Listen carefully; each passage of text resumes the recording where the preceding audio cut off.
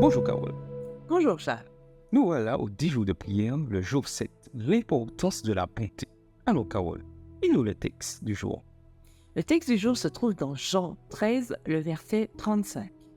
À ceci, tous connaîtront que vous êtes mes disciples si vous avez de l'amour les uns pour les autres. Une qualité essentielle, votre vie achevée, en se souvenant de vous, de ceux de vos traits de caractère, définissant votre personnalité, quelle serait la qualité dont on ferait l'éloge? Plusieurs options vous traversent l'esprit, et cela a pu varier selon les situations rencontrées.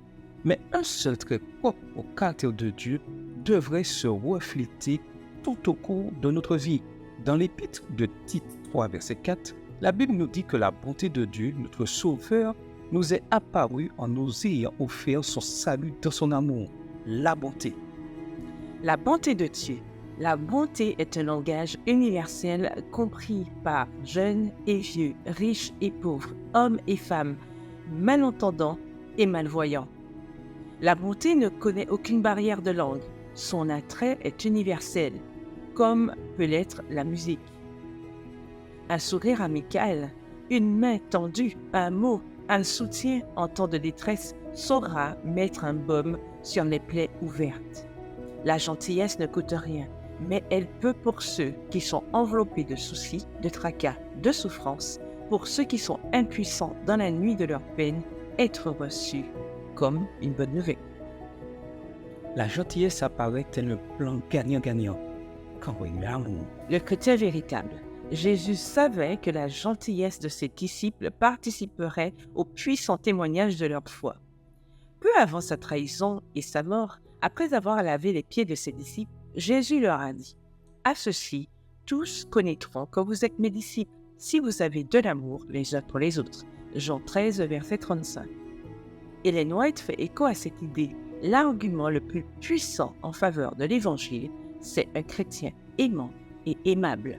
Texte tiré du livre Ministère de la guérison à la page 405. Lorsque nous traitons les autres avec égard, notre amour peut atteindre les cœurs de manière unique au-delà des frontières, religions, ethnies et statuts sociaux. Je suis profondément persuadé que Dieu nous a créés avec le désir de recevoir et de partager la bonté. Elle reflète le caractère du Dieu que nous adorons. En Jonas 4, verset 2, nous lisons que Dieu est bienveillant et compatissant, lent à la colère et abondant en bonté. Le thème de la bonté de Dieu imprègne toute la Bible, l'Ancien et le Nouveau Testament. Nos actes de bonté apportent réconfort et joie non seulement aux êtres humains, mais aussi au cœur de Dieu. La bonté ne s'enferme pas sur les situations négatives ni sur quiconque. Au contraire, elle reflète le caractère de Dieu et la manière dont il nous considère. Attachons-nous à l'essentiel de nos vies. Soyons connus comme des personnes bienveillantes à l'égard de tous. Prions ensemble. Fermons les yeux. Seigneur Dieu, nous te remercions de cette possibilité que tu donnes à chacun de tes enfants d'être bon, d'avoir cette caractéristique de ton caractère, la bonté, Seigneur. Permets que jour après jour, nous puissions cultiver la bonté envers tous ceux qui nous entourent et apporter ce baume de paix et de soulagement. Merci Seigneur pour ces 10 jours de prière et permets que nous puissions être bons les uns envers les autres jusqu'à ton retour. Amen. Amen. Au revoir. Et à demain si Dieu veut.